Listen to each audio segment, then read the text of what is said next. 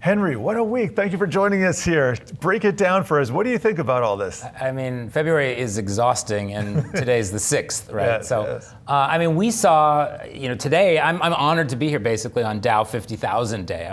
Break out your hats. That is, I should have brought confetti.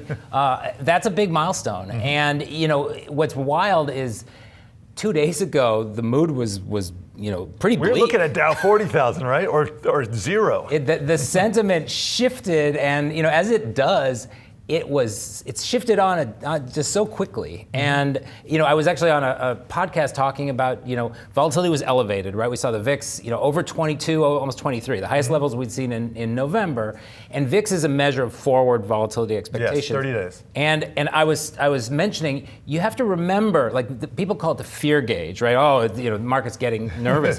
But volatility is a two-way street, right? Yes. That just means that the market is expecting to see moves closer to 1.5% to 2%. Could be upside volatility too. Exactly, and really that's today that is absolutely what we got. That surprised a lot of people.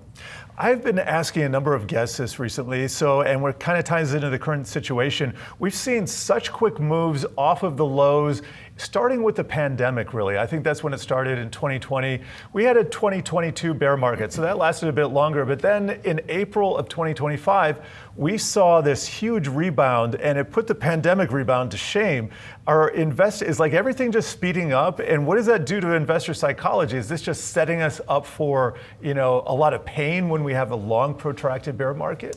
Well, 2022 was a bear market, yes. and we all survived it. But I would say that, buy the dip really has become a reflex for a very, very large part of the trading population. And, people that have been trading for 5, 6, 7 years, this is kind of all they know. In 2022, even though it was a bear market, the market did slide about 20%. It was kind of a very gradual slide. It wasn't. Yes. We did not have like a crash, dislocation, scary kind of moment. It was very calm. In fact, the SIBO data shows that people that were short puts in 2022 actually still did okay. They actually still made money. That's interesting. because it just happened very smoothly. Mm-hmm. So this is another example of buy the dip, and I think it's a little different now this time around. And we were talking about this a moment ago. The dynamics with the silver and gold and Bitcoin, sure. It all plays into it. And then we had all the Mag 10 earnings hitting basically over the last 7 or 8 days. And so the market was digesting a lot of information. And I think, in the end, hindsight is 2020, it did look like some sort of an oversold situation because, man, when we started to lift, you could feel the people piling in, the FOMO. It reminded me of April 9th. Last year, and that was when the NASDAQ was up 10%. So it wasn't as big as that, but it was kind of a big day. And so I'll give it that. Yeah. What about, and just kind of keeping in the same theme of these markets speeding up, zero-dated options, what are some of the trends you're seeing there? Is there still the huge attraction? Is there more? Is that still trending up? It's a great question. So zero DTE options, which are really just regular options listed about a month out, but they really see most of their trading activity on the final day. We have them in SPX, which is the S&P 500 index. They exist in a number of ETFs. Now they actually, although there's not daily expirations, we got Monday and Wednesday now, right? Monday, Wednesday in some of the super highly liquid NVIDIA, Apple, Google, IBIT. And so, and it's really only been a couple weeks for those contracts. And we've seen a pretty big uptake there. In fact, over 3 million contracts, I think, traded on Monday in those dailies, really on those 5 or 6 names. It was mostly NVIDIA and Apple and Tesla. So zero DTE trading, it surprised people because of how popular it was, but it seems to have really, it's serving a purpose. And we're seeing about a third of the market is in zero-day contracts now. And in SPX, it's about 60% of the volume consistently is in the zero-day contracts. I want to talk about the products that you at the SIBO might be considering adding to the mix, and based on some of the trends that we've been talking about. Prediction markets, they're huge right now. We were just talking to the CEO of DraftKings, and I know you're dipping your toes into that market, and for regulatory and compliance reasons, you can't really talk that much about it. You're pursuing something with the SEC as your regulator as opposed to CFTC, but just broadly speaking, where are you going in terms of new products? So there were comments this morning when we had earnings, and JJ Kinahan recently joined SIBO, and he's a a veteran in the retail space and in the options industry, and he is really kind of driving the effort in these prediction markets. SIBO specializes in financial instruments, financial contracts, so that really is kind of where we're focusing our efforts. But we are witnessing, really over the last year or two, this really interesting coalescence of risk taking, right? So you have, options and stocks and futures have been around for a long time, but then you have, prediction markets, and it's kind of all coming together. So it's really interesting to see. We will kind of specialize in what we're good at, but really, just watching this market, and the thing with prediction markets, they're a little bit easier than options, right? You don't have to pick an expiration and a strike. It's one or the other. You generally, it's kind of like yes or no, and I've traded them to kind of get familiar with them. They're very easy. Options, and intuitive too. Options, you got to know some math. You have, and actually, we believe, and I've talked to some leaders of some firms, event contracts can be a nice kind of introduction to risk and, really paying attention to the market. And so, somebody can go from, okay, I bet yes that the Dow would cross 50,000 today, and I made $1. But what can I do more? How can I grow into expressing bets a little bit more in a more sophisticated manner? And trading iron condors, it's a natural progression. Well, exactly. Once you have a good experience, you start to get comfortable with these instruments in the market. Then you just kind of expand your wheelhouse. Henry, we got to leave it there. Thank you so much for stopping by. Always great chatting with you. Thanks. All right, are we calling this a dead cat bounce? I think what a lot of investors, a lot of traders, a lot of holders want to know is, when do we see this bottom? Do you think there's a cycle in play, the 4-year cycle? Well, if anybody has a crystal ball that works better than mine, they can send it over, because I'm not quite sure if it's dead cat bounce or the bottom. But to me, this does feel like it could be a bottom, and there's a number of reasons for that. Technically, a lot of people are looking at the 200 MA on the weekly chart, a line that's been visited every single time the 50 MA is broken in a bear market. That's at about 57, 58,000 right now. The monthly 50 MA is there. Yesterday, we saw major capitulation volume, systematic selling all the way down to the close. But today's volume is actually going to close higher on the buy side than all of yesterday's sell volume combined. And across the board, not just on Bitcoin, across the crypto market, we're seeing some bullish engulfing candles, some beautiful potential bottoms being put in. So I think that we saw bearish euphoria at a fever pitch yesterday, and now we're probably going to be heading up, barring any major black swans. As for the 4-year cycle, I'm in the camp that the 4-year cycle is over, if it was ever there in the past. We do have one data point for people who believe, which was that the all-time high would come in October, but nothing else about this cycle has looked like the past. There was really no movement across the crypto market beyond Bitcoin or anything that had an ETF. And we had an all-time high way too early because of the approval of the ETFs. Really just doesn't feel like the same cycles as we had before. That was kind of my thought last year. I was asking a number of guests in 2025. We have the most bullish regulatory backdrop for Bitcoin or crypto that I think you could ever have, and we still saw things kind of peter out a number of times. I thought the gains should have been bigger given the backdrop. Does crypto need a new narrative beyond Web3 here? I don't think that it needs a new narrative. I think that the best narrative for Bitcoin is always higher prices. Unfortunately, Bitcoin starts to go that up. Takes money. Retail gets very excited. It does, but it's not very hard to push this market around. To your point about the environment, yes, we have a very favorable legislative environment. We have a very favorable regulatory environment. Obviously, the pendulum has swung massively from the contentious environment that we had with the previous administration. But that said, I think all of that was effectively priced in at the moment that Donald Trump was elected. And so it's not that crazy that prices are now trading back to the same area that they were at that point. Also, with the election of Donald Trump, there's a bit of a push and pull. I think a lot of people very unhappy, and it's become politically charged that his family and himself are so involved in the industry itself that has become a bit of a political talking point yet again for the quote unquote anti-crypto army. So I don't know what the next catalyst will be, But I do know that Bitcoin is becoming massively institutionalized. You have news from every single wirehouse, every large institution about their participation in this industry and the unlocks and the incredible volumes of the ETF. So this is one of those times when prices have been beat down, sentiment is low, but there's crazy fundamental news that should be driving price up. And we're going to look back in a few months and go, wow, those news events were absolutely huge. We should have been paying attention. So Bitcoin usually gets almost all the headlines, especially when it comes to mom and pop investors. And there's been all kinds of stories on the institutionalization. People can buy them in their 401ks. But what about some of the altcoins? And what about Ethereum itself? If we can go to the Wi-Fi Interactive, I have our cryptocurrency heat map here, and it shows the year-to-date performance. So here's Ethereum down 31%, Bitcoin down 20%. If I sort by performance, the final row here, I mean, it gets all the way down to 50%, and we're only in February. Do some of these altcoins have a chance of coming back, even if Bitcoin manages to do so? Many of them absolutely do, but I have a haunting feeling that we're going to be in a world of have and have nots. And the haves are going to be those that have ETFs, treasury companies, some level of institutional adoption, institutions actually using their blockchains for various purposes.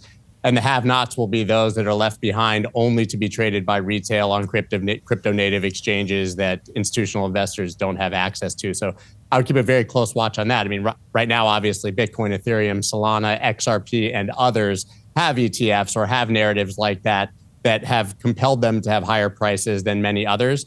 I don't think we see, for those who've been in crypto a while, we used to have what we like to call an alt season where altcoins just go absolutely crazy. You talk about 10, 50, 100 X's, and you throw a dart and the next one goes. I don't think we ever see that again. I think we're going to actually have to look at utility and fundamentals and valuations like with other markets. But I do think that a lot of those tokens will do exceptionally well.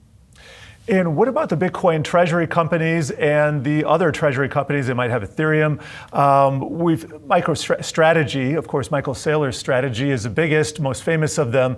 What happens to them? Obviously, higher prices, record highs would kind of cure the situation, but the strategy itself has taken a beating, and it's kind of been a high beta play on Bitcoin. Does it lose that edge? Does it regain it with higher Bitcoin prices? How do you see that playing out?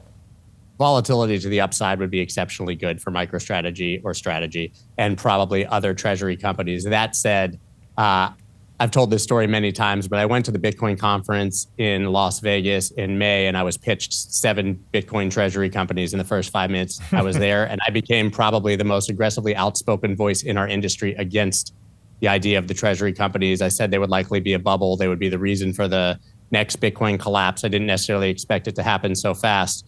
But that's one thing that had my spidey senses tingling from the very beginning. I think that there's room for MicroStrategy. There's not room for many more, right? And Bitcoin itself is a very hard asset to use to beat using Bitcoin. It actually intellectually makes sense for an Ethereum or a Solana treasury company because they can stake in the network, earn a yield, and then they can actually beat the performance of that underlying token. You can argue whether that token should be a treasury asset or not.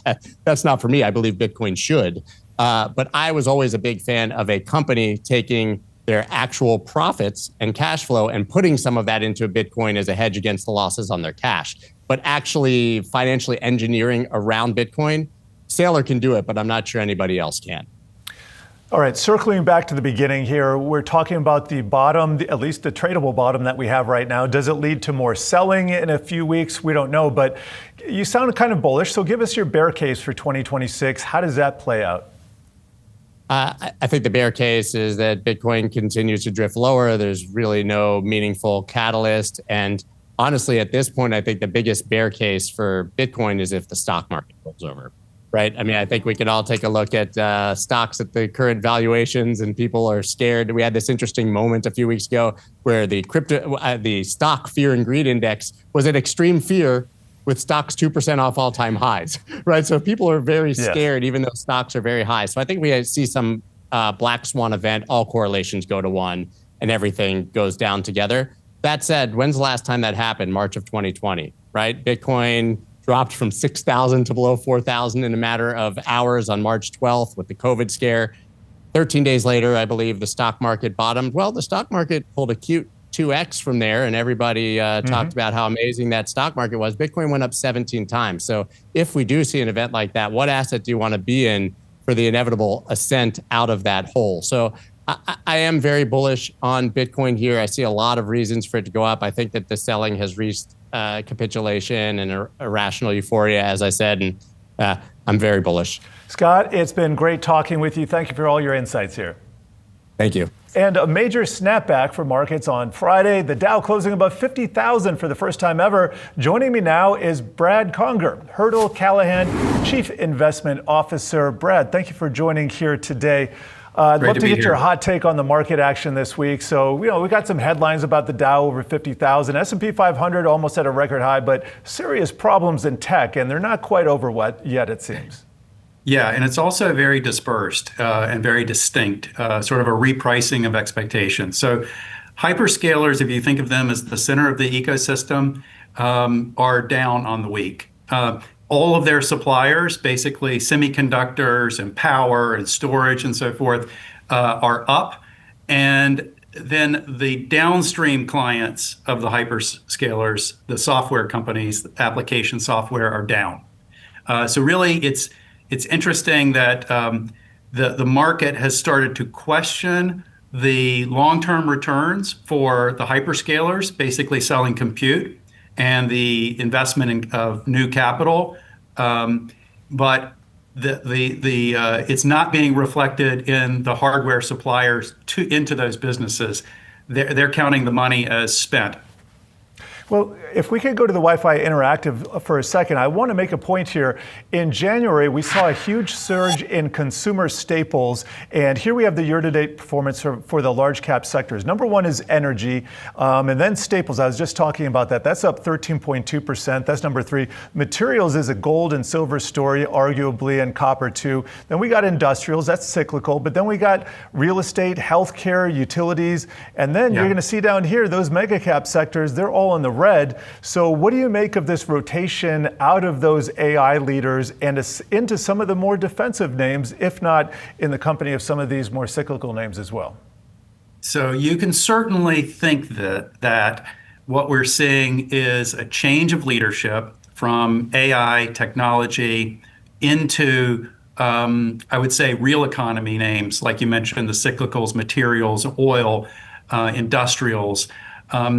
And that's been going on since about before Thanksgiving. And I think it suggests that people are de-risking their portfolios a little bit. They're taking out the highest beta names, and they are migrating into what they view as participants in overall economic growth, with less bet on a technology marvel or revolution. What do you think this says about the rest of 2026 then?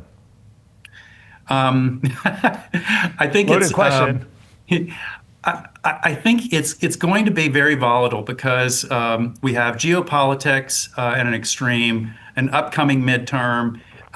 You've got a lot of uncertainty over the job market. We had a couple of pieces of data this week which suggested that the job market is slower than we thought, and therefore that makes it hard for the Fed to focus on inflation at all.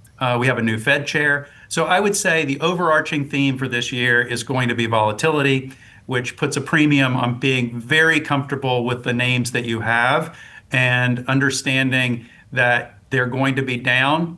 For example, software holders figured out that their names are not invincible over the past month and a half, and they can lose money even in great companies. The only real impairment of value is when you sell due to something that is transient and give up real long-term value. I want to go big picture now because I was reading your notes earlier and you've hit on something that I have to agree with. There's a lot of crowded thinking in the investment community, from portfolio managers to analysts, et cetera. Where do you think this goes from here? Because it didn't necessarily used to be this way. You had more contrarians, it seems to me, in the past. Yeah, and the problem is that anybody who had a contrarian outlook or bias in their investing has tended to fade the things that have worked since 2013. And so to a large extent, the contrarians are out of business. They lost their capital, and the market voted with their feet in favor of people who are following trends. and extrapolating, because extrapolation has worked. Companies have really increased the length, the duration, and the magnitude of their moat over the past 10 years. I think that all things come to an end, and I think when the constituency of the buyer base sort of coalesces around a received narrative, a kind of received wisdom, and become very comfortable, like we saw in software over the past since the start of the year, they do so, at their own hazard. And here's another kind of big picture question that I think is relevant right now. Since the pandemic, I mean, you think about that March 20th pandemic sell-off and then rebound to all-time highs in a very short period of time. We saw that even quicker in last April. And it just seems like the investing public is now kind of conditioned to believe that these wipeouts, that they're just going to be short-lived. And what do you think that means? How does that play out when we have a longer downturn? It's going to make so first of all, it makes the market more stable, because people are convinced that there is a Trump put or a Fed put, Warsh put on the market, so that whenever when markets are dislocated, even temporarily, somebody from the administration comes out and makes a soothing remark, or the Fed indicates that they'll quit their QT and start QE again. But as you suggested, ultimately, reality will hit, and it makes the dawning of that reality much more painful. I hear you there. It's been great chatting with you. Thanks for spending some time with us, Brad. Thanks, Jared. Take care. An estimated $1.7 billion is expected to be wagered on the Super Bowl this year. That's according to analysts at Macquarie. It's a 2% increase from last year. Joining me now to talk more about it, Amy Howe, FanDuel CEO. Amy, I just want to start with, I want to get inside of FanDuel over the next few days. I'm just curious, what does the preparation look like amongst your team? Are you guys, 24/7 just preparing and working on handling the volume that's incoming? What does that all look like? We are definitely 24/7. Obviously, it's the biggest sports betting day of the year, and we kind of start planning for the next Super Bowl the minute the previous one is over. But it's a gradual build up throughout the week. As the industry leader, we keep upping our game every year. This year, it's all about betting the game your way. We have 700 pre-live markets. But even if you haven't gotten your bet in before the game, we have an amazing assortment of live bets where you can kind of stay involved play-by-play. And we have a great social betting feature this year called Pass the Leg, where you can go in with your buddies and construct a parlay up to 25 legs. So there's kind of something for everyone. And of course, we always have amazing promotions. Every day this week we've had profit boosts. But we also have a $6 million jackpot. And if your player scores the first or last touchdown of the game, you get a share of the $6 million. So it's incredibly exciting. And throughout the entire week, we have our FanDuel party tonight that we're doing with Spotify. So it's a lot of excitement ahead. I hope you're getting some sleep, Amy. So we are seeing this increase in betting volumes, obviously. What do you think is driving that? Is it just the sort of accessibility, more ways to bet than ever before? Yeah, there's a tremendous amount of demand. If you think about the role that sports betting has played, it's fun. It makes the game more exciting. It's not just about who's going to win the game, but if you have your own parlay or same game parlay, you're really invested in the game. If you look at the data, fans are much more likely to watch the full sporting event or the broadcast if they're engaged in sports betting. And the technology's just gotten better and better. We've got a great partnership, for instance, with Amazon Prime right now for NBA and WNBA, and you can link your Amazon Prime account with your FanDuel account, and you can actually track your bets as the game is going on. So it's the technology's really developed, and it makes it more fun. And Amy, as we've seen sort of more offerings out there, we've also seen more companies jump into the space. And so I got to ask how you're thinking about competition with the prediction markets, the Kalshi, the poly markets out there that have become really popular. Yes, I'm delighted to say we have our FanDuel Predicts product that we have launched. It's available in all 50 states. We're only offering sports contracts in states where sports betting isn't legal. So for us, FanDuel Predicts is a great complementary offering to our core legalized sports betting product. And at the end of the day, our North Star and objective is still to safely legalize and open up all 50 states. If you look at the offering that we have in New York or New Jersey that has been legal for quite some time, it's much more robust, right? As I said, for the Super Bowl, you've got hundreds of different markets. You can parlay just about any bet you want. You can go in and customize the lines. So that's really still the objective. But in the meantime, as the industry leader, since we have an opportunity to offer a safe, regulated product in markets where sports betting isn't legal, it's a great opportunity for us. Amy, can you give me any sort of numbers around the reception you've seen for your prediction markets offerings as of yet? I know when we saw some of the sports offerings rolling out on some of those competitors, they were releasing the numbers about the adoption. So I'm curious what you guys are seeing.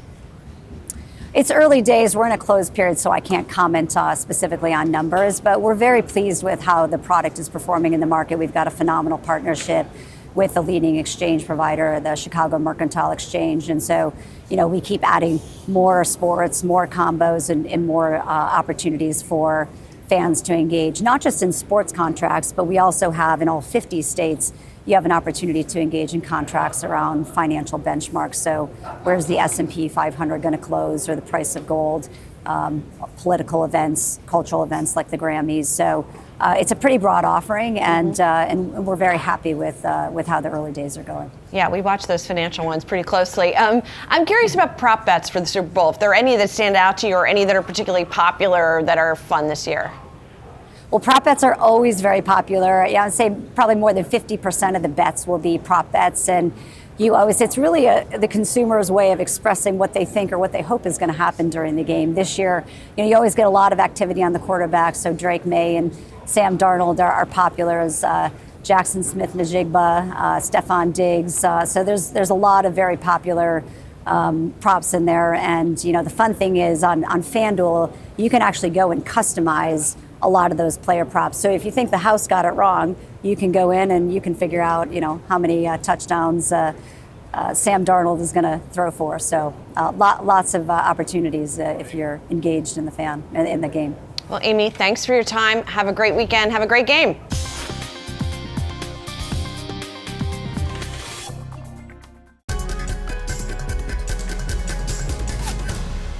Enter gaming player Roblox. The company beat analyst estimates for bookings, users, and on the bottom line. For this year, Roblox sees sales up 23% to 29%. Bookings are seen up 22% to 26%. The stock is up on all of this. Good to see it. Roblox founder and CEO Dave Baszucki is here with me. Dave, also good to see you. Every single analyst note I've seen this morning, Dave, they are all locked in on that big growth you mentioned in terms of bookings. Why so optimistic? 2025 was a banner year. We're targeting 10% of all of the global gaming content running on Roblox. As you shared, Q4 bookings, 2.2 billion, 55% year-on-year bookings growth. Our DAUs were up 69% year-on-year. We're growing around the world. Japan, for example, was up 160% year-on-year.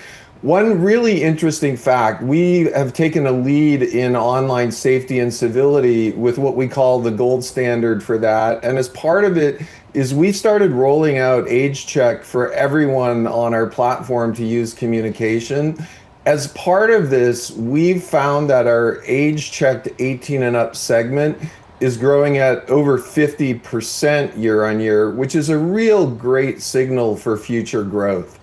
I'm going to get into safety a little bit, but you just mentioned that what looks to be opportunity with older gamers. How do you plan to go after that this year?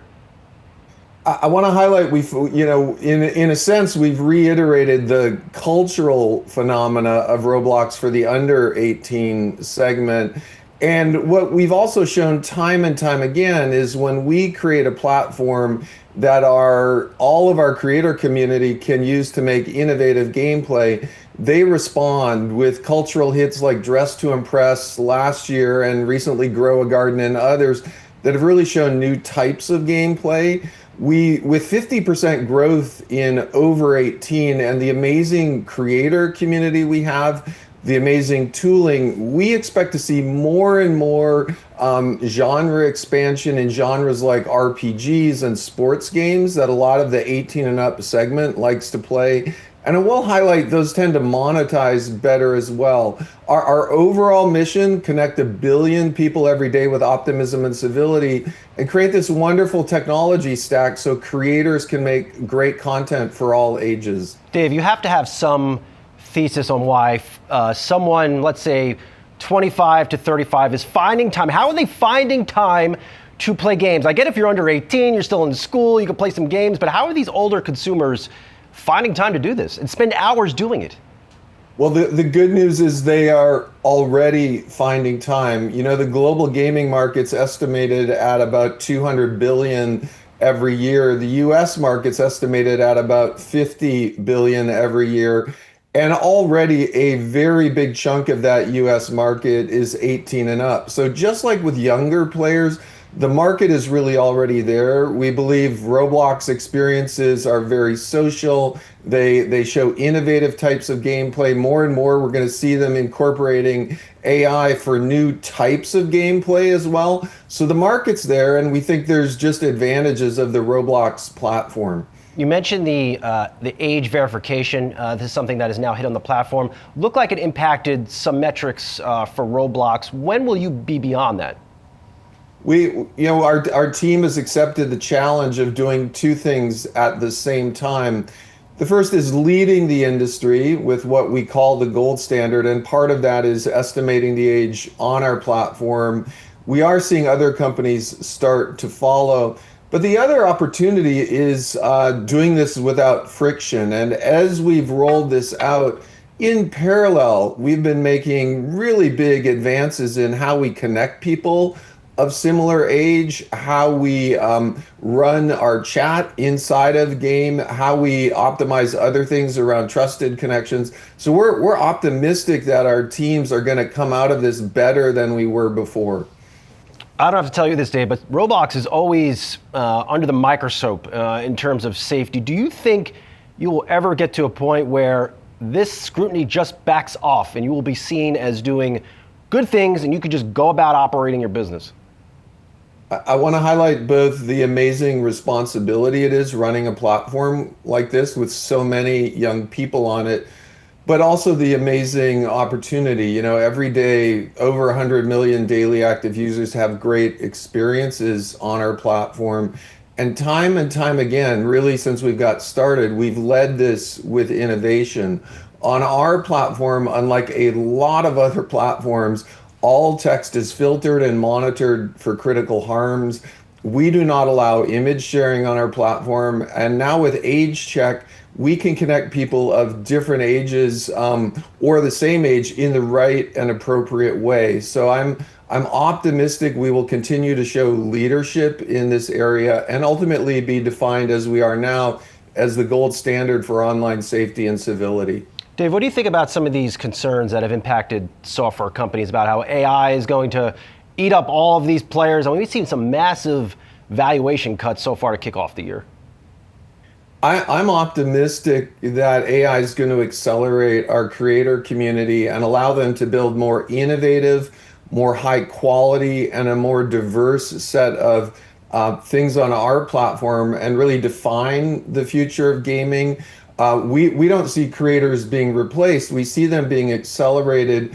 And that can be highlighted in what we call our DevX, or the amount that creators have earned on our platform. In 2025, creators on Roblox earned over $1.5 billion. We see that number going up. And so because of that, even with all of the AI we're embedding in our platform, we see creators earning more on Roblox as we go forward. A lot of your competitor stocks, a lot of stocks in this gaming space, got hit this week, Dave, on this Google Genie rollout and the view that, Google's going to take over the whole entire gaming space. Does what Google is doing or isn't doing in the space, does that keep you up at night? I think we see this as an incredible opportunity for Roblox as we we're running over 400 AI models within the company, and then AI drives everything on our platform: safety, search and discovery, natural language, translation, creation, and more, it drives in-game experience as well. We think AI is going to expand what creators can do on our platform. It's going to expand the definition of what is gaming and communication and what is content and interesting things to consume. I'll highlight at our core, we believe we are a communication and connection platform that brings people together and is a multiplayer technology. Some of the advances we're seeing are very exciting and important, but they are not multiplayer technologies. They are video technologies that are single player type technology. The big work and the big technical stuff is really coordinating thousands of players, keeping them playing together, and augmenting that with AI up and down the stack, whether it's for photorealism or NPCs, which are non-player characters, or kind of animated robot characters, or helping people create with world models, for example, where you can walk around and describe what you'd like your game to be. Now, of course, Dave, Roblox is not going to be spending Amazon-like capital this year, $200 billion to build out. God only knows what Amazon is spending it on. But will this year be a significantly higher investment year for Roblox in terms of CapEx, in terms of what you did last year? And where are you spending the bulk of your money? Yeah, we shared on our earnings call our expectations for cash flow and what we're going to be spending. I'll highlight one thing, and that's been true from Roblox from the day we started. Way back a long time ago, we saw how critical running high performance, efficient, low cost infrastructure is and building it out ourselves. So Roblox is built on really our own cloud, thousands and tens of thousands and hundreds of thousands literally of CPUs and now GPUs. And by building our own Roblox cloud around the world, this has enabled us to operate at a much more cost-efficient way than if we were buying all of our capacity from great companies like Amazon or Google or Microsoft. So we think running an efficient cloud is a big part of our business, and we're building our own cloud, which is helping keep our costs in an efficient mode. Always great to chat with you, Dave. Have a great weekend. Good luck to Score. I'll talk to you soon.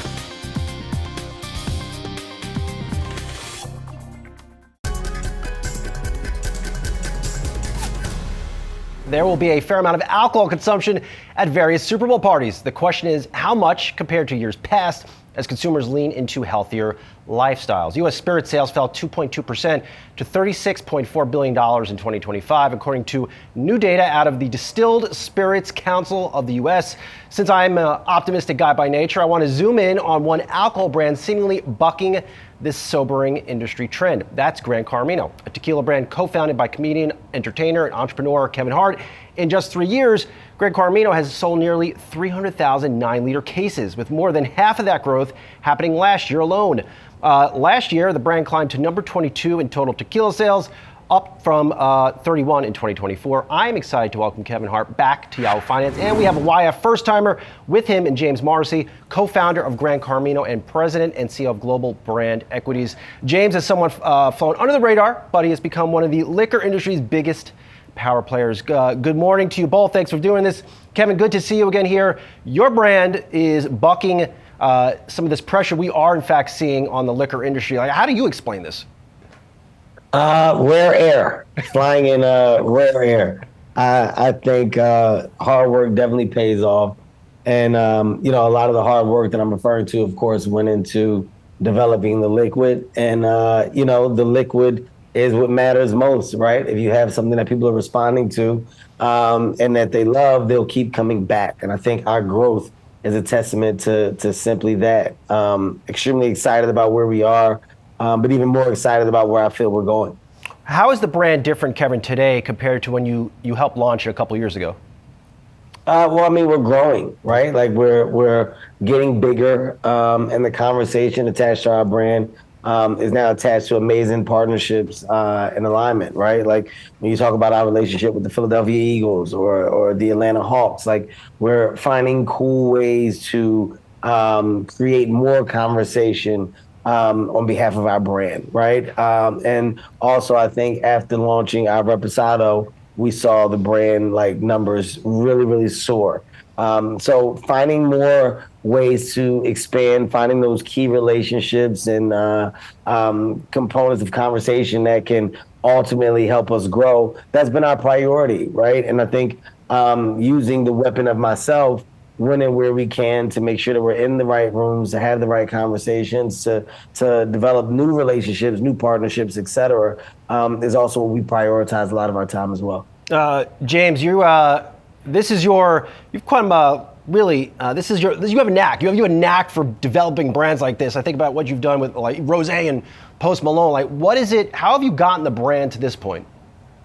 Well, look, the brand it's about authentic partnership. It's about the entrepreneurial spirit of the co-founders. And when you look at Gran Cormino, we've got the best-in-class partners around the table. Our co-founder, Juan Domingo Beckman, CEO and president of Beckley and Cuervo. He's an 11th generation tequila maker. His family got the first license from the King of Spain to create the first tequila production in a commercial way. We've got best-in-class partners, and the distribution that Proximo bring to the table has allowed us to deliver outsized results year on year. But ultimately, the partnership with Kevin has been authentically about ownership. Yes, the consumer sees a lot of the activity on social media and the fun consumer work that we do in the market, but the really valuable work is done behind the scenes, meeting the distributors, going around the country, shaking hands with our trade partners, and ensuring this business is underpinned for long-term generational success.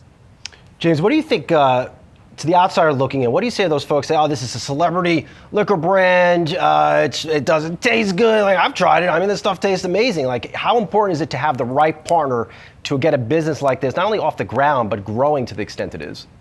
Look, this is a best-in-class, ultra-premium tequila product, which happens to be owned by one of the world's greatest entertainers. It's not a celebrity brand forward. It happens to be owned by someone who is very well known and has a huge profile. But at the end of the day, it's about the business partnership. We delivered almost $2 million in sales a week last year at a consumer level in stores. We grew by 100% in 25 versus 2024 on a volume basis. And with the industry flat or in decline, we've seen consumers shift to prioritize quality over quantity. And that's where we're seeing this shift. People are willing to spend a little more to get a great quality product, but they are consuming less. They're just being more selective about it. James, this brand has pulled in, if my notes are correct, $200 million in total retail sales since its launch. How do you go to $500 million? We've got aggressive targets over the next few years. We'll be in the market aggressively this year. Tomorrow we'll be in San Francisco for Super Bowl weekend, activating the brand with Kevin. In April, we're going to hit a number of cities and meet our trade partners. But the brand stands on its own 2 feet now. It doesn't require Kevin every day going out there and hosting every consumer event. Gran Cormino as a brand is, as you said, the 22nd biggest tequila brand in the country. There are 3,000 brands out there. And to deliver those results in 3 years is a testament to the objective. How do we create a premium product that can stand on the shelf on its own 2 feet and be independently successful off the IP and the quality of the liquid we've created with Juan and Proximo? Kevin, your buddy The Rock has a tequila brand. I've also tried that brand as well. Do you guys share advice? Do you want to merge at some point and create like a tequila powerhouse? I mean, we definitely share information.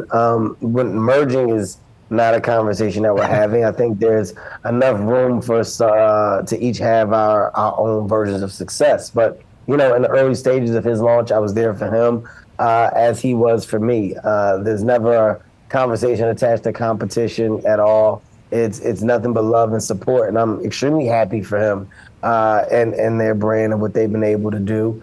And, you know, he's just as happy for me. So right now, I think the focus for us both is just to continue to find unique ways to create conversations on behalf of the product that we both have. For me, like James just said, it's about making sure that we're in the right rooms, that we are building on the relationships that we currently have, and going out and grabbing the ones that we don't. And I think that's where the best work is done. The work is done with your feet on the ground. The work is done with you making the time to be in those rooms and ultimately put your product in a better position of growth. You know, I want to see Gran Coromino reach global status. I want the brand to be recognized all over, right? Like that's when I think I will personally be happy with our level of success. Wherever you go, you look on the shelf and you see a Gran Coromino bottle. Kevin, you're a mentor to many. I think I've heard Drewski, for example. What advice do you give this next generation of entrepreneurs that have seen your success and want to try to replicate it? You know, I think you have to do things that you love, and I think when you love what you do, as simple as this may sound, it makes doing those things so much easier. I've tried to mirror all brand attachments or development or creatives to what I love for real, the things that I would embrace naturally anyway. How do I build a portfolio around those things, around the things that I'm going to do on a day-to-day or the things that I'm going to embrace or support? And ownership is key, right? When you're talking about longevity, and you're talking about revenue and building, building blocks that are basically going to stay, not building blocks that can be knocked over easily. I would say ideas are just ideas until you actually put them into like the stages of like truth or real turnover. No thought is a thought for me just to have it. It's one that I say, okay, wow, this is something I want to do, but how can I go out and achieve the task at hand? How do I make these things happen? How do I surround myself with doers as well? You become a product of your circle. And I think my circle is at a point of completion because I'm growing with people that want just as much as I do. None of us are content. We all want more, and we all continue to do more. And Gran Coromino is something that I have in my portfolio that's now a testament to all of that. So to any entrepreneur out there, I'm telling you, man, if you think it, you can do it. There's nothing that is too far out of arm's reach if you continue to put the best foot forward to get the things that you want. Appreciate you guys. Enjoy the big game. Good luck on all the success. Kevin, thanks for only giving me some time through the years. And James, good to finally meet you. Look forward to staying in touch.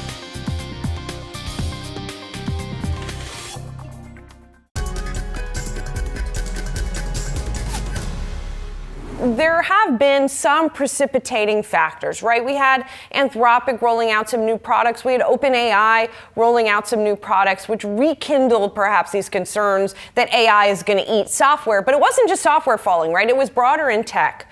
As we all sort of try and wrap our heads around what happened this week, what are you thinking about? What's top of mind for you? Yeah, it's interesting. If you look at the broader markets, I mean, we're really not that far from all-time highs, but it feels much worse because, to your point, there's been a lot of damage under the surface, particularly in what we'll call kind of high beta momentum names. We've seen a significant reversal in their performance. So the best performing stocks over the last week, or the best performing stocks over the last year, have been the worst performing in the last week, and those that were out of favor have now come back very aggressively.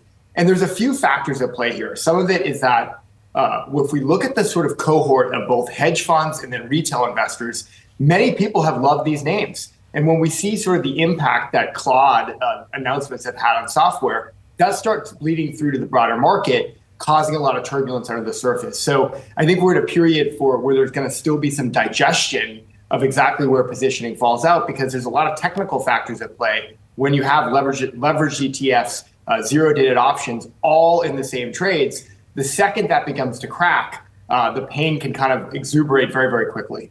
Yeah, and that's definitely what we've seen happen. I do want to point out as well, even that IGV ETF, which is one that we're watching really closely, which is sort of software plus, right? That is down about 12% this week, the worst since 2008. But the sell-off didn't start this week, as you well know. That IGV actually hit a record back in late September, and since then has fallen by more than 30%. And I wonder, I think about sort of Liberation Day, there was a big decline in software stocks and everything at that point. But the sort of key there was the unknown, right? What is tariff policy going to look like going forward? And it seems like the unknown here, nobody really knows which businesses are going to be disrupted on what timeline and by how much. So if you don't know that, can you come in, can you step in and buy any of these names with any confidence?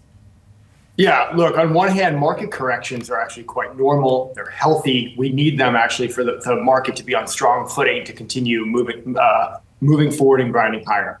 What's a little bit scarier this time around is exactly to your point.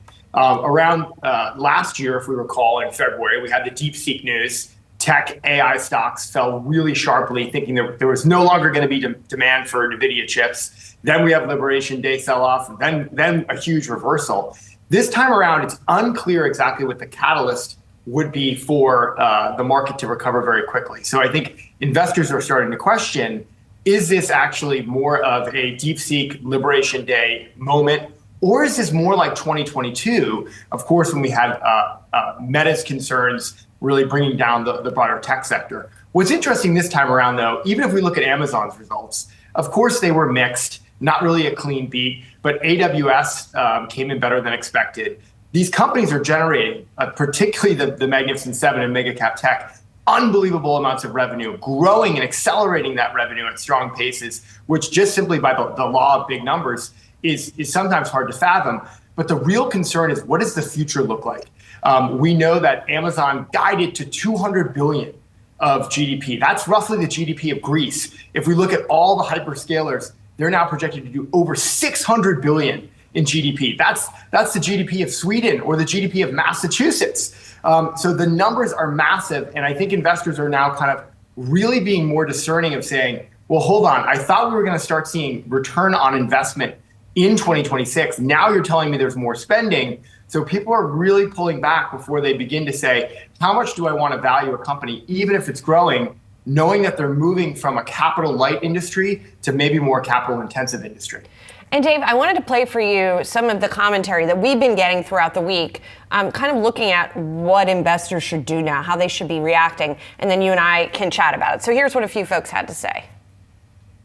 We actually think that software companies are overly maligned right now. They do provide very valuable services to their customers. They're still very good businesses, growing fast with good margins that can scale well and are hard to switch out of. What we've been telling people even coming into the year is like, look, let's start to diversify away from some of this AI trade. And what we watch is leading indicators of the economy. We watch inflation expectations. We watch where the Fed is ultimately likely to go. And all of that suggested to us a broadening of a market and a weaker dollar. As we think about investors rotating into what I would call old economy sectors and stocks, whether that is transports, regional banks, chemicals, oil and gas. And I think there is a good reason for that. And this week's rise in PMI, looking at manufacturing activity, expanded at the fastest pace in over 3 years. So there is hope that we're seeing a turn in the industrial cycle after a long period of stagnation. So obviously, Dave, a lot of different opinions in there about what to do now. I mean, the other thing that traditionally people would have done now was to go into safe havens, or what they perceive as safe havens. But if you look at the traditional havens, obviously gold and silver have been incredibly volatile. Bitcoin, which was seen by some as a store of value, has not been a very good store of value. So what do people do now? Yeah, I mean, even in those clips, you can see the dichotomy of opinions and sort of some of the confusion, I think, that's settled into markets, at least for the time being. And where I think investors are rightfully so looking for other opportunities, right? Most people have identified the AI trade. From my perspective, whether we're talking about retail investors or institutional investors, not a lot of folks have been looking at staples and energy, which are the two best performing sectors year to date. Interesting pairing, though, because, of course, staples more of a traditional defensive sector. Energy less so, much more cyclical, because at the same time, if you look at the economic data, as one of those other guests said in the clip, it actually has been improving. even though it certainly does not feel that way, then you have the challenger job cuts data really questioning people about sort of the health of the economy. So I think investors really, especially with sort of some of those technical factors that I mentioned earlier, pull back pretty hard. I think net, of course, because of metals, particularly gold and silver, have become a bit of the momentum trade, are not providing that store of value really in the last couple of weeks. But over time, I do think investors do want to have a more diversified, broader portfolio. Those are areas which are traditionally uncorrelated to stocks and can be very valuable for investors' portfolio. And then at the same time, I think a lot of folks don't continue not to recognize this. Non-US investments have done particularly well over the last year. And maybe if we look going forward, there could be further opportunities there too. So there's still areas of the market that remain undervalued, that provide sort of the potential on a go-forward basis. But because everyone has been so focused on sort of AI disruption and some of the adjacent themes that can come from that, I think investors have maybe over-allocated to those areas. And what we're seeing on one hand is a bit of a rational pullback from that, a reassessment, particularly to your earlier point, that it's really difficult to ascertain exactly what impact is Claude and other AI sort of models going to come out to really disrupt business models going forward.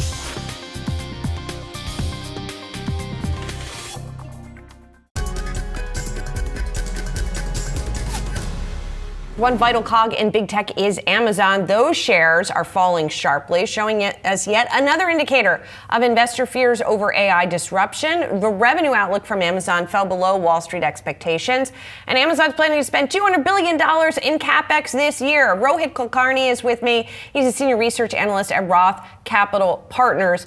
I mean, I'm getting tired of saying the CapEx number was higher than we expected, Rohit. Like you guys all on the street, I guess do you just have to raise all your CapEx forecast at least a quarter or even a half, right, going forward? Is that what needs to happen? Yeah, I think this entire cycle of surprises of, okay, CapEx is higher than expected, has been going on for far too long. As in, I think the companies also are putting the next kind of threshold slightly ahead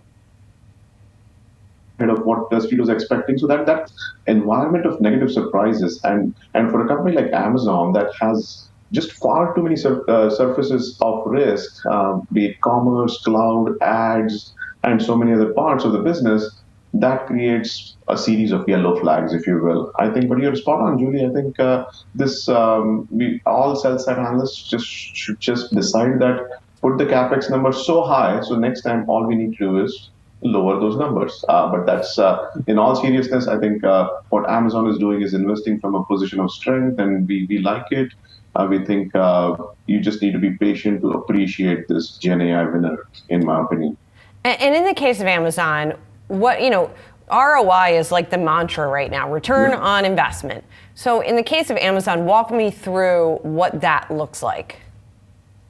Return on investment should ideally show up in all three parts of the business. Right now, the return on investment is showing up in the cloud, AWS side, where last 3 quarters, growth rate has gone from mid-teens to almost mid-20%. And we see the next couple of quarters that mid-20% growth rate to probably go even higher, given what CapEx has done. So that checks the box very well. That's in line with what Google has demonstrated recently. So we like that. But remember, Amazon is one of the world's largest retailers, one of the world's largest ad companies and media companies. So I think for that to demonstrate some accelerating growth or some direct linear ROI probably takes more time and more money. And that's where this $200 billion CapEx number comes in, that it's a much bigger business, much more diversified business, and hence more money and more time is required. So to get to your question directly, Julie, I think we need e-commerce growth to go solid double digits. It's been between 8 and 11% over the last year and a half. If AI is actually demonstrating ROI for Amazon, I think we need e-commerce and ads both to grow solid double digits. Well, what does AI do for the e-commerce side really at this point, Rohit? And how much can it do if consumers, particularly lower end consumers, are challenged? I think the way we see AI help large companies like Amazon in the e-commerce side is, again, you may or may not have used their AI chatbot called as Rufus. There is that that can help people find the product that they're looking for a lot quicker than what otherwise you would have had to search through, sort through, filter through a whole bunch of search results. So that conversion from a discovery to actually finding to checking out a product, that entire funnel that Amazon has over the last 10 years very fine-tuned to a normal checkout flow, AI can make it a lot faster. So again, I believe we are in a very early inning with that manifesting in Amazon's numbers, but the way it would manifest is more units sold. So for example, in Q4, the number of units sold were accelerated a slight bit. Again, they sell millions of units every day, and so that acceleration is commendable, but we need more. So I think those uh, results, those kinds of tidbits in the next couple of quarters will give people confidence that, hey, you're spending on AI and it's showing in places that actually matter, like commerce and ads.